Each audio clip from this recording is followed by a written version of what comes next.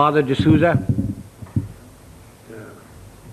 General D'Souza, ladies and gentlemen, I'm here under false pretenses. I must be the only one here who has never been into a college. General D'Souza has told you all about me. I'm most appreciative of his kind words. My only regret is that my wife wasn't here to hear them. She would have treated me with greater respect. And when I say I'm uneducated, I really mean it. I must be the only member of my family who isn't a graduate. I managed to do my inter-science. I got a 3rd division, mushkil se. Anyway, it's nice being in this hall with all the academics and all the educated people. And I take this opportunity of inaugurating your Silver Jubilee series on leadership. I don't know what one does for inauguration, but may I say that I have inaugurated the thing.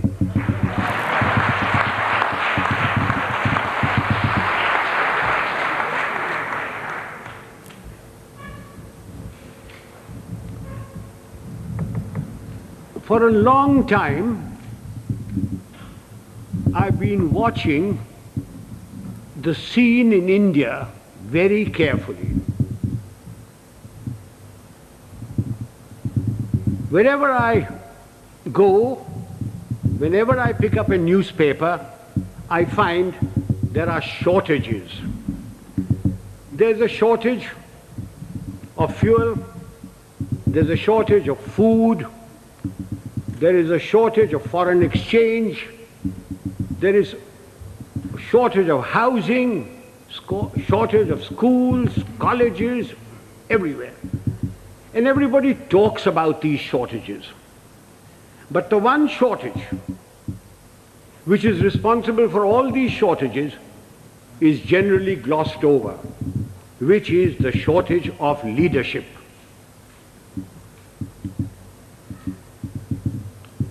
Father, don't misunderstand me, and gentlemen of the press, please don't misquote me, which you are always capable of doing and which you continue doing.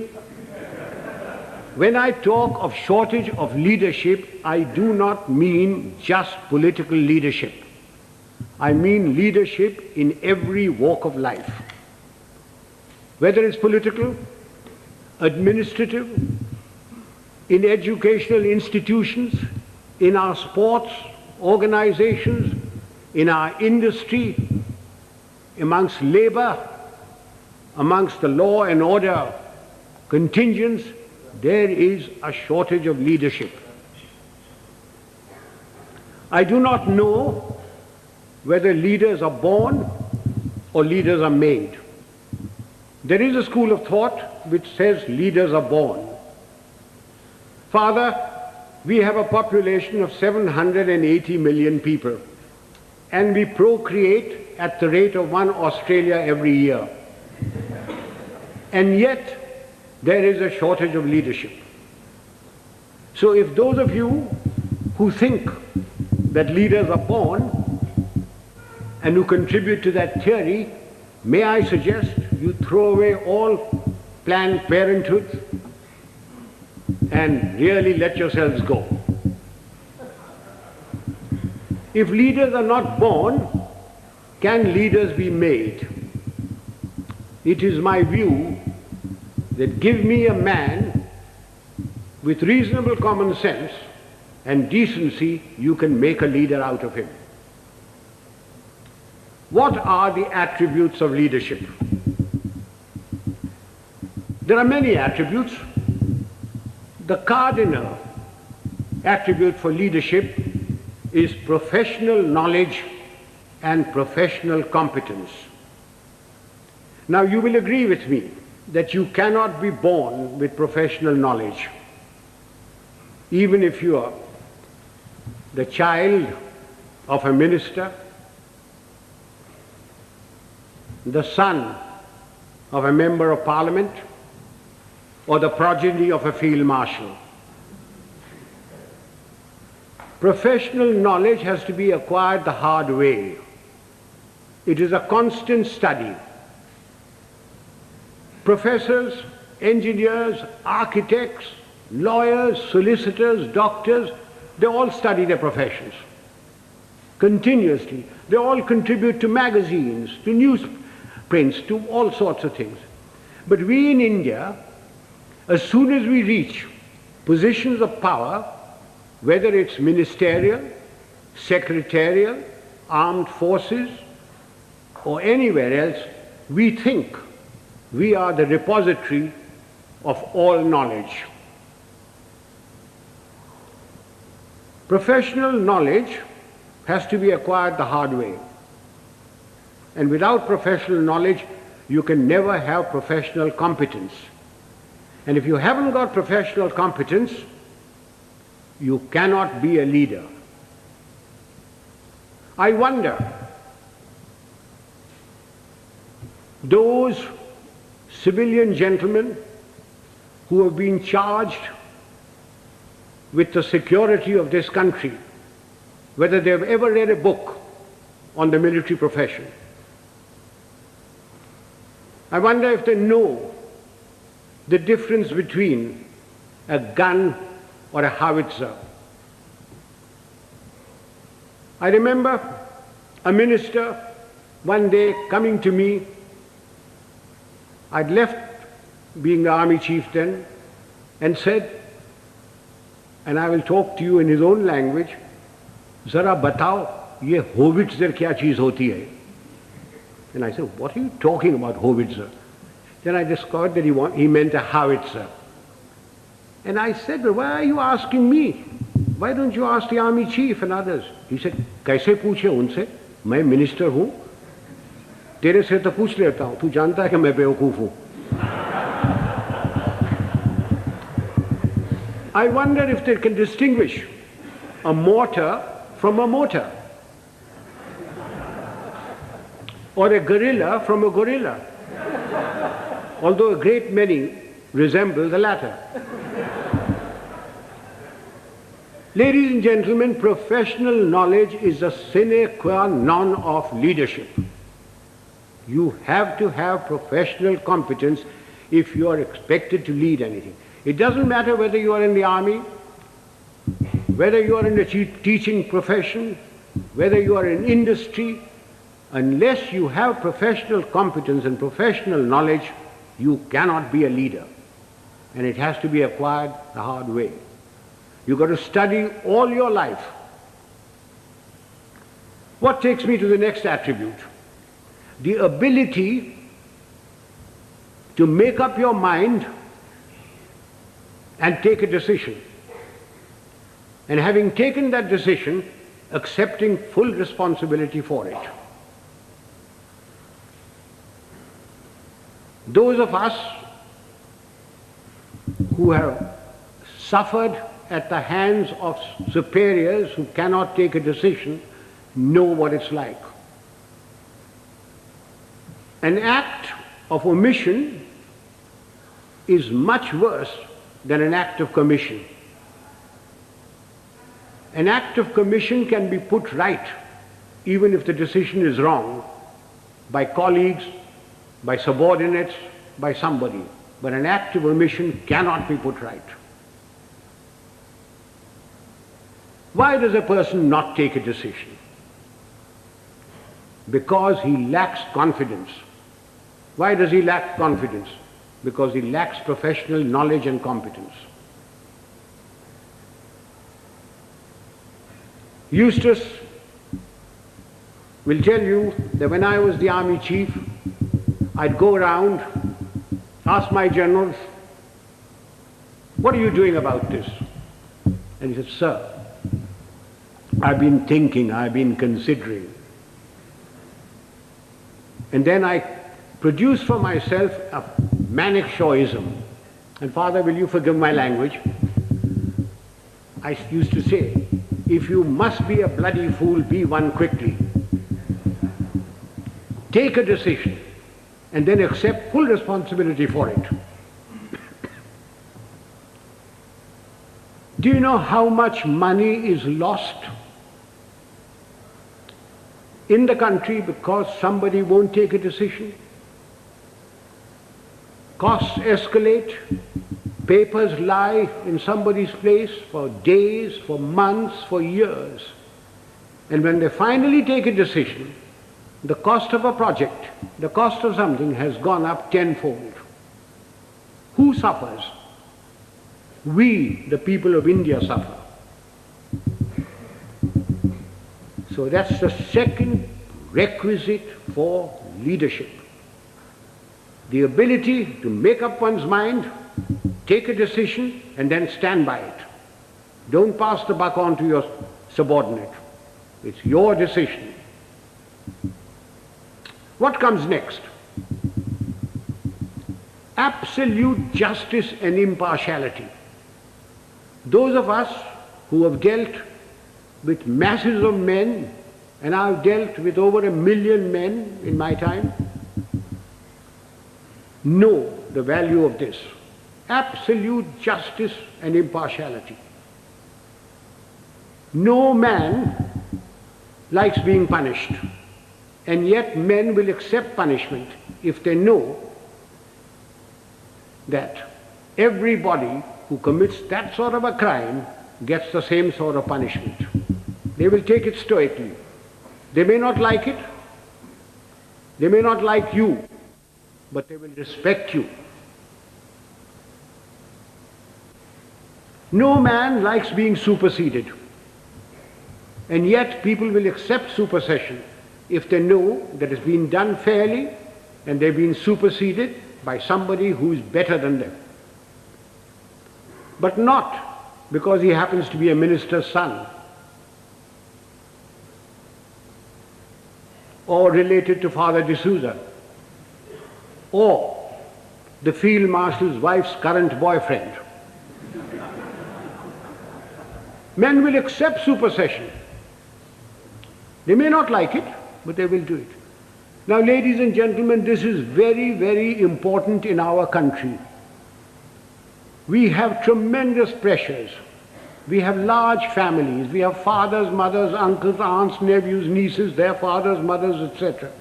We have pressures from them. We have pressures from members of parliament. We have pressures from all sorts of people. And we lack the courage to withstand that pressure. This is very important for us in India. And that takes me to the next attribute: moral and physical courage. I do not know which is more important, moral courage or physical courage. Were I talking to a lot of soldiers, I would lay emphasis on physical courage. But since I'm only talking to a handful of soldiers, and mostly civilians, I will lay emphasis on moral courage. What is moral courage? Moral courage is the ability to distinguish right from wrong.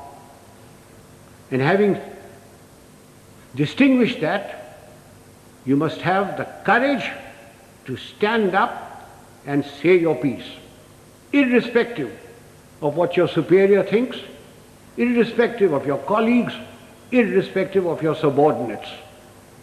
You must have the courage to say so. A yes man is a horrible man. He must be shunned. He is a disgrace. He may rise very high. He may become a minister. He may become a field marshal. But he will never, never become a leader. He will be used by his superiors.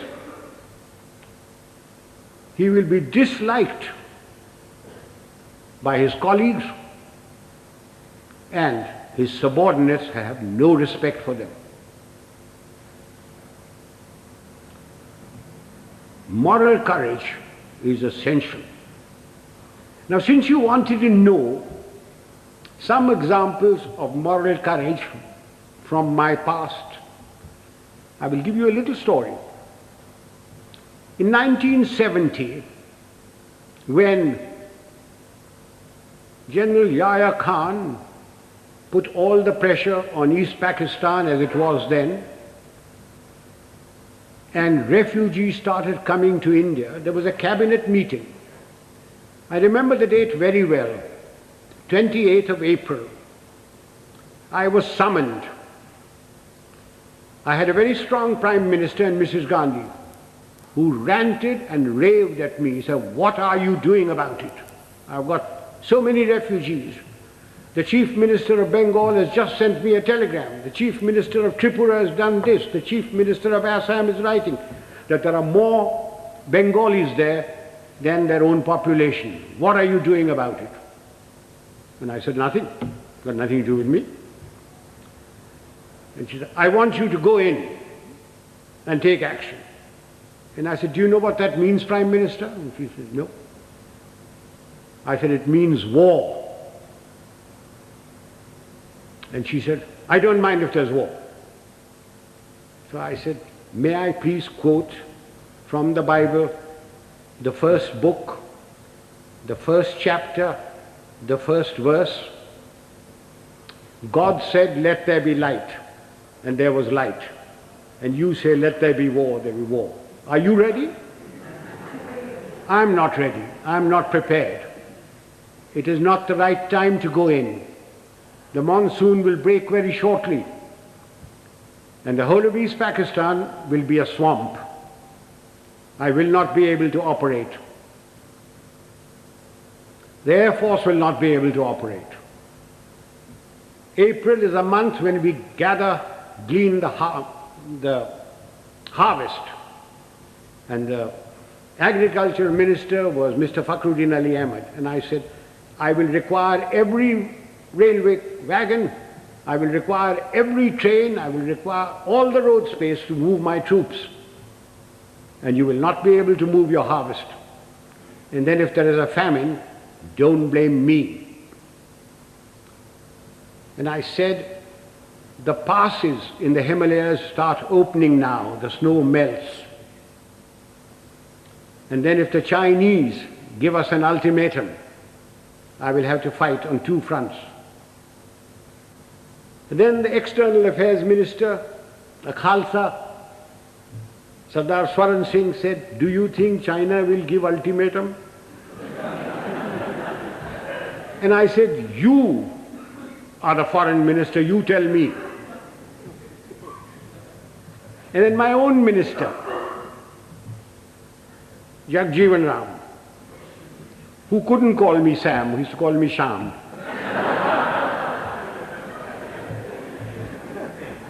He said, "Sham, maan jao na." I said, "You ko manne ki baat hai? I'm telling you what the facts are." And I said, "If you want me to do this, Prime Minister, I guarantee you 100% defeat. Now, Prime Minister, give me your orders." And there was dead silence. And she turned round and said, "The cabinet will meet at 4 o'clock. This happened at 10:30 in the morning.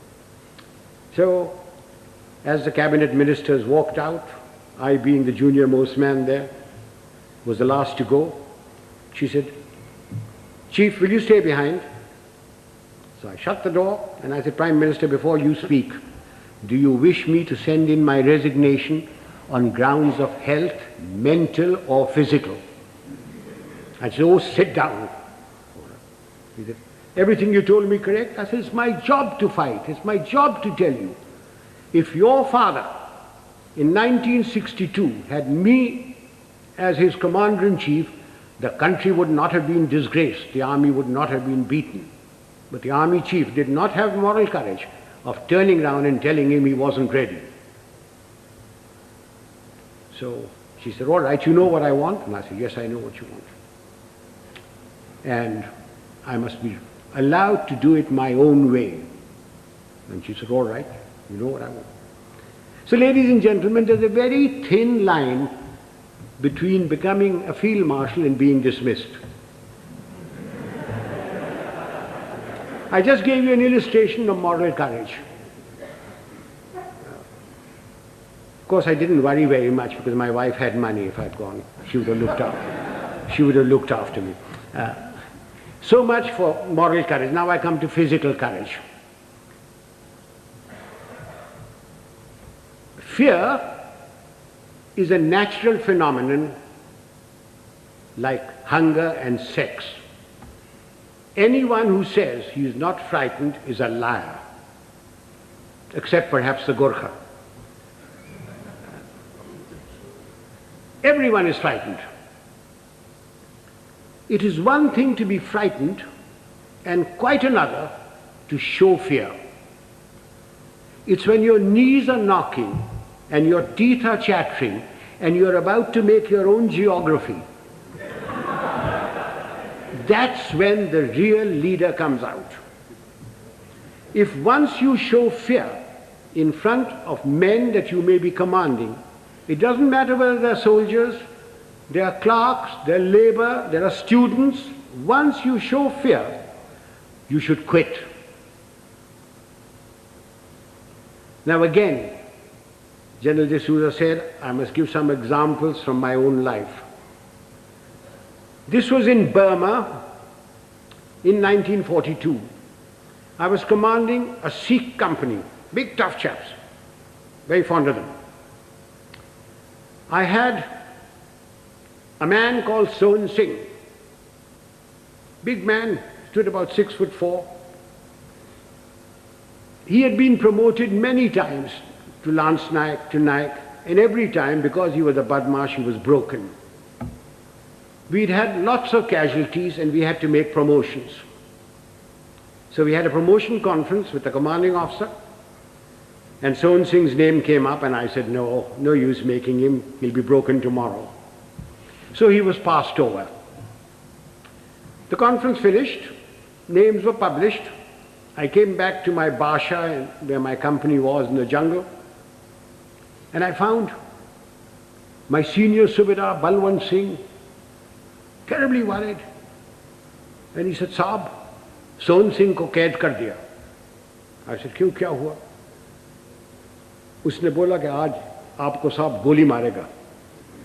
So I said, oh, अच्छा, पेशी होगा. So a stool was put in, a table was put there, and Sohan Singh was marched up in front of me. Sohan Singh was at that time a light machine gunner, and light machine gunners carried pistols, and his pistol was taken away from him. So he was marched up in front of me, the usual charge was read out, and I said, Sohan Singh, क्या बात है? साहब गलती हो गया. So I said, तुमने बोला कि तू हमको गोली मारेगा. So I picked up the pistol, loaded it, walked up to him, handed the pistol to him. I said, तेरा दिल है मारने का, मारो. And he said, नहीं साहब गलती हो गया. So I gave him a tight slap. I said, case dismissed, जाओ भागो. I went off to the mess, had my dinner, came back, and everybody in the company was very worried. And the Subedar Saab, Balwant Singh said, नहीं साहब आज रात आपको गोली मारेगा. So I shouted out, Sohan Singh किधर है? Sohan Singh came along. I said, Sohan Singh आज रात मेरा बादशाह पर तुम सेंट्री होगा, और कल सुबह 5 बजे 1 मग्गा चाह और 1 मग्गा गर्म पानी दाढ़ी बनाने के लिए. कोई शक? बेशक, भागो. And I went in there. I was woken up in the morning by Sohan Singh with a mug of tea and a mug of hot water, and he followed me like a lamb throughout the conflict. Now, ladies and gentlemen, if you think I wasn't frightened, you are mistaken. I was terrified. But if I hadn't done that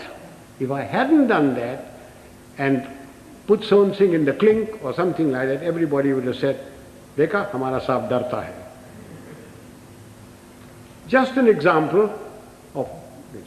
How often during riots and all that, some young sergeant with nothing but a little stick in his hand has walked in and quelled everything by showing courage. So physical courage is essential to leadership. You needn't be foolhardy like I was. I was very young. I don't know whether I'd do it today. But physical courage is essential. That takes me to the other attribute, loyalty. Now, does loyalty require very much explanation? We all expect loyalty from our subordinates. Do we give loyalty to them? Loyalty is a two-way thing. We expect loyalty, we have to give loyalty. Do we give loyalty to our colleagues? So remember that for leadership, you expect loyalty, you've got to give loyalty. Time is running short. There are other attributes. Remember, leadership is nothing else but management of men and resources. Management of men. Men have problems. Men in numbers can be very nasty, and a leader must be able to deal with them very firmly. When people misbehave, like they are misbehaving in Bombay these days, it's no use saying Jai Hind to them. You've got to deal with them very, very firmly. But you must never forget that men have problems. They have human problems. They have problems of debt, of family problems. They get easily despondent. And therefore, the leader must have a human touch. He must have a sense of humor to get them out of their despondency. He must have the gift of the gab. Unfortunately, our leaders have the gift of the gab, but they have no sense of humor. Further, men and women, generally speaking, like the leader to be a bit of a man, a bit of a lad. Take examples from history. Julius Caesar. Julius Caesar, you will agree, he was a great leader. When he came to Rome, the senators used to lock up their wives. Take Napoleon. He had his Josephine and Marie Antoinette and Georgette and Paulette and any number of things. And you will agree he was a great leader. Take the Duke of Wellington. The night before the Battle of Waterloo, in his chambers there were more women of luscious proportions than staff officers. And he was a great leader. Do you know, sir, a thought has just struck me. All these three people that I've talked about had one thing in common. They all had long noses.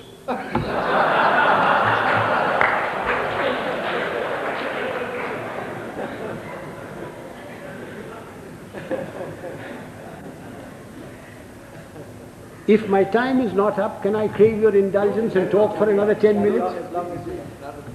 Ladies and gentlemen, no amount of leadership will put things right. There are two other aspects that we Indians must know and we lack badly. One is discipline and the second is character. What is discipline? Discipline is a code of conduct for decent living in society one with the other. Who lays down this code of conduct? Not the Prime Minister, not Parliament. Of course it's laid down in the Army Act. But I'm not trying to impose the Army Act on you. This code of conduct has come to us from father to son, from mother to daughter, from times immemorial. It's in the Bible, it's in the Gita, it's in the words of Nanak, in the sayings of Muhammad and Buddha. It's all come down. It's been refined as cultures have changed. Again, let me illustrate this by example.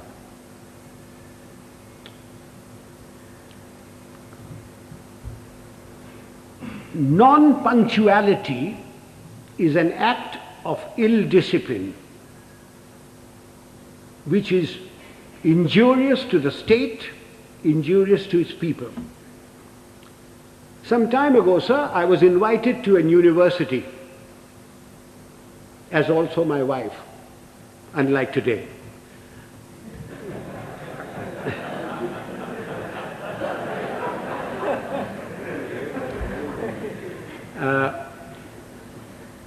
I was called there at a convocation at 5 o'clock in the evening. And having been in the army for 50 years, telling the driver, go slow, go fast, arrived there at 5 o'clock in the evening. I was received by the Vice Chancellor and his lady, the Union Secretary, escorted to the dais. My wife too was asked to sit on the dais, and she politely refused, saying that she'd much rather sit down, as this is the only opportunity she has to look up to me. And as usual, I was garlanded. The Vice Chancellor sang my praises and asked me to talk to these people. There were about 5,000 boys and girls there, plus deans, plus professors, plus lecturers, everybody. And as I got up to get to the desk, to the lectern, the Vice Chancellor says to me, sotto voce, Field Marshal, a fortnight ago we had invited a VIP to the same function. He was allowed to stand at the lectern for exactly 15 seconds. I wish you good luck. I said to myself, had the Vice Chancellor said this in his letter of invitation, I wonder whether I would have come. Anyway, I got up to the lectern and I addressed the gathering for the amount of time that I was allowed.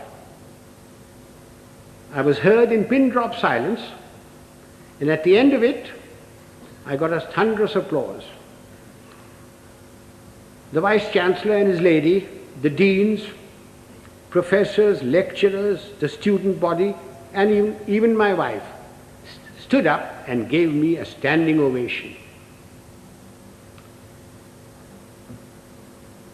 I was most relieved. Although my wife told me afterwards that I looked pale.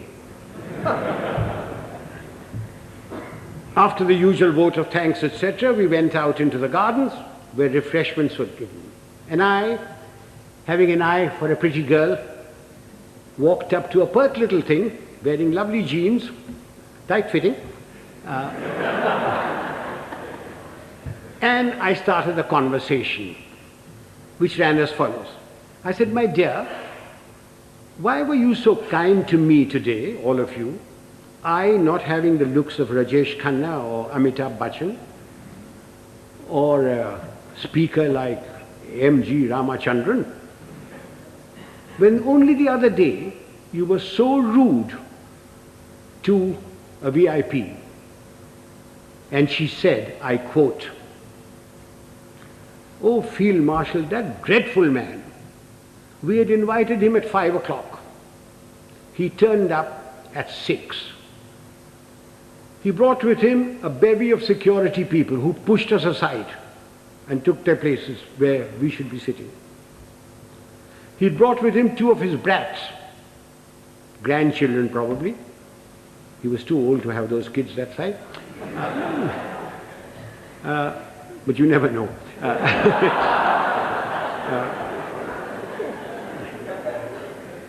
He was received by the Vice Chancellor and lady. He was the Union President garlanded him, and he demanded garlands for his 2 brats. The Union President, being very flexible, diverted the garlands for the Vice Chancellor and his lady to these brats. And then the Vice Chancellor sang his praises, saying how fortunate we were that he had come here, that he has done so much for the country, And all the while, this man sat there. He had come unwashed, unshaven, wearing a dhoti, exposing 4/5 of his legs, scratching away. And the Vice-Chancellor said that the worthy had been to jail. When he said that, the girl said, I almost shouted he should be there now. Then the Vice-Chancellor asked him to go to the lectern and to talk to us. So he picked up the lemonade or limca or whatever was there, which belonged to his female offspring, and took a sip, which started a howl. When that subsided, the worthy came to the lectern and said, friends and well-wishers, I have not had time to prepare my speech, but my secretary has written something for me, and he produced a whole heap of paper. He said, without any premeditation, without any thought, we made a stay, very short. I unquote. Sir, I thank my lucky stars that 50 years in the army had made me come on time, that I'd been brought up to shave in the morning and shave in the evening if there was a function, that I had a lounge suit on, and although I have very nice legs, I didn't expose them, that I didn't suffer from itch or eczema to indulge in the scratching of the unmentionable.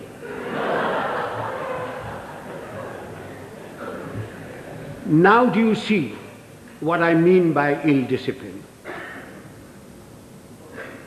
Had the worthy come on time, according to the program, talked to the people and given them advice, can you imagine what a lot of good it would have done? Instead of that, his act of ill discipline produced more ill discipline. Now this is not a matter to be laughed at and forgotten. We people in India are terribly ill disciplined. We think because we've got freedom that we can do what we like.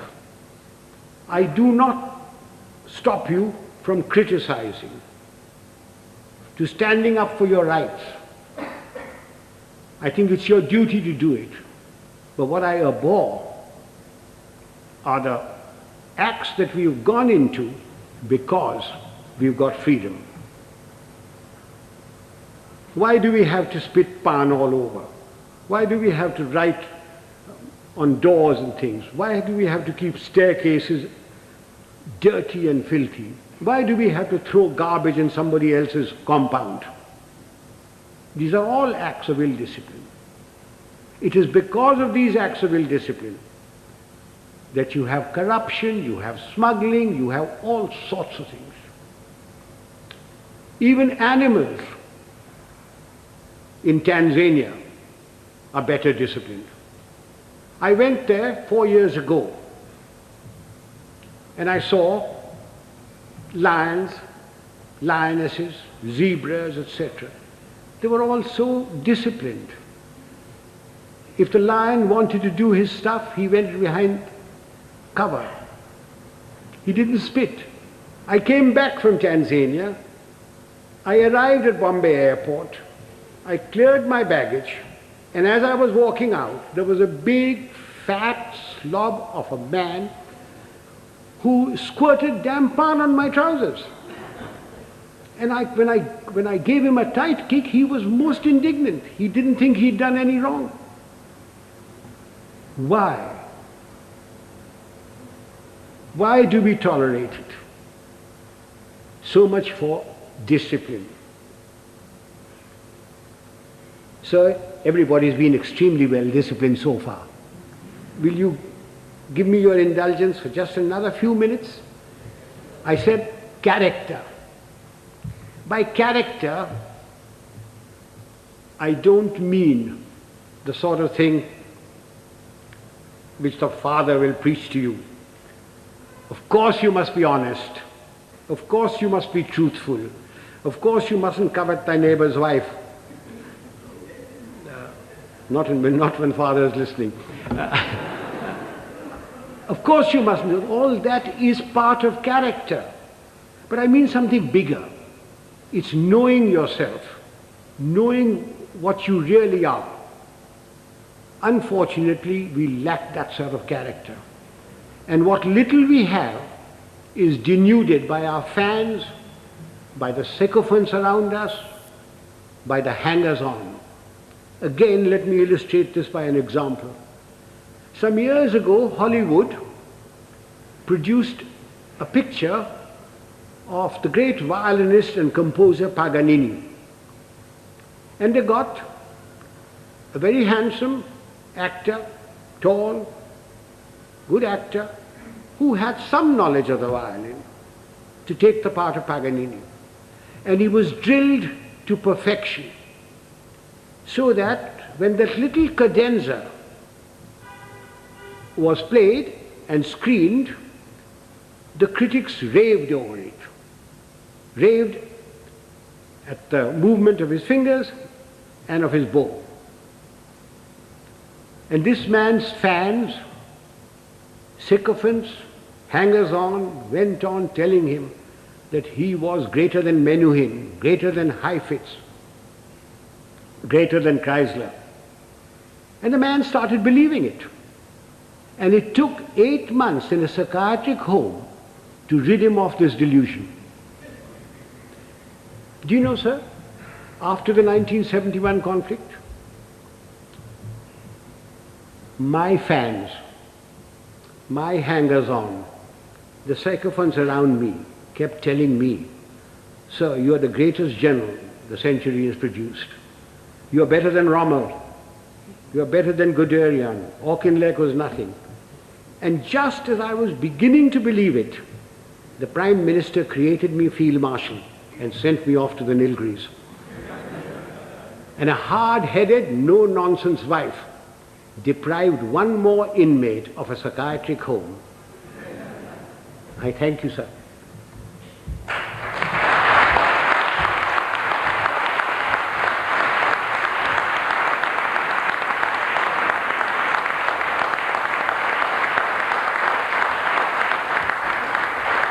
Ladies and gentlemen, I'm at your mercy. You can ask me any question you like, personal, pertinent, or impertinent. I'm getting deaf, so you'll have to come nearer me.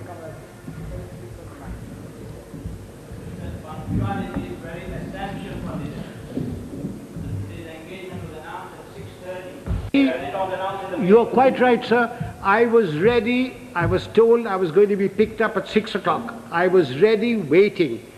In fact, the people who organized the function came up to me. I just came out of my bath and said, "General D'Souza says, please do not come before 6:45. So will you hang around till 6:30 and then we'll bring you here." Not my fault. I was there absolutely on time. Please blame General D'Souza. And he had a reason that everybody works till 6 o'clock. Traffic is also there, and therefore he decided it was going to be 6:45. I would like to add that we got to go into East Pakistan. None. Militarily. You cannot go into anybody's country. But we had 9 million refugees. We, in our own country, are starving. We don't have enough clothes, we don't have enough medical attention, we don't have enough food, we don't have enough schooling. But we had 9 million people, through no fault of our own. We, the Prime Minister of India, went around the whole world telling everybody that I have nothing against Pakistan. In fact, I want Pakistan to be strong. What crime have we committed that we should have 9 million people of somebody else's country in my country? You Americans, if 2 Indians go there, you kick up a row. You, the French, won't accept anybody coming in. The British don't. Why are you asking me to keep 9 million men? Yahya Khan is your friend, not mine. Please persuade him to take these people back or create conditions so that they go back. If you don't, then I shall have no recourse but to ask, I was a general then, General Manekshaw to create those conditions. Now, we had no intention, no desire to go there. All we wanted was these people to go back. And they would never go back so long as the Pakistan Army was doing what it was in East Pakistan. I certainly spoke about it. I understood the problem as a soldier and also as an Indian. Now, you asked me about Sri Lanka. The number of refugees that have come in, very small. In fact, they don't want to go back. They're being pushed back. If 2 million camels had come in, perhaps we would have had to take some action. Have I answered that question? Would the young lady stand up? Let me look at her. Don't be shy. Oh, thank you, dear. What steps are taken from the moment this is leadership has been our profession for thousands of years. For thousands of years. The army has provided the leadership. From the moment the man joins, he comes into an environment of discipline and somebody who is his leader there, and he learns. We don't have courses for leadership. It is by example. If the general officer commanding in chief comes unshaven, you don't expect the others to be shaven, to shave. But because he is shaven, properly washed, properly clothed, everybody else is. If the general officer or the colonel takes bribes, then you don't expect his people not to take bribes. But he doesn't take bribes. Now you ask me, why doesn't he take bribes? Everybody else in India does. And the answer is very simple. It's environment and also fear. If I gave an order and one man disobeyed it, he could be tried by court-martial and given 2 years imprisonment. If 2 men disobeyed my orders, it is considered as mutiny. He is tried by general court-martial, and given 14 years imprisonment. But in civil life, who cares? The policeman takes a bribe. The inspector takes a bribe. Somebody disobeys orders, what happens? You suspend him. He gets a writ petition by paying 25 rupees to any wakil. His case drags on. Eventually he is reinstated, probably gets promotion. But in the case of the army, there's an environment from the moment he joins, plus fear. There is great fear.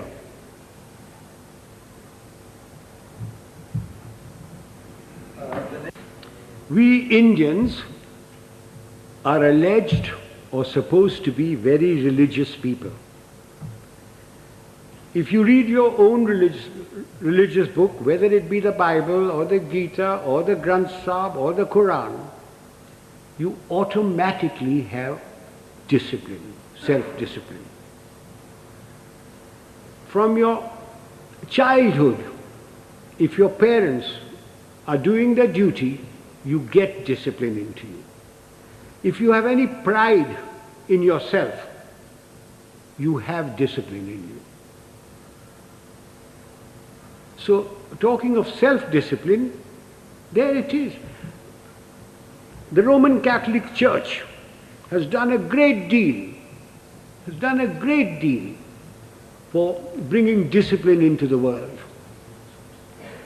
It has erred at times, but it has done a great deal for bringing self-discipline. One of the things is the confession. that has brought a great deal of self-discipline in people. You can confess to yourself. When you go to bed at night, when you say your prayers, confess to yourself what wrong you have done. Otherwise, I can't give you any answer for self-discipline. Yes, sir. As Yes.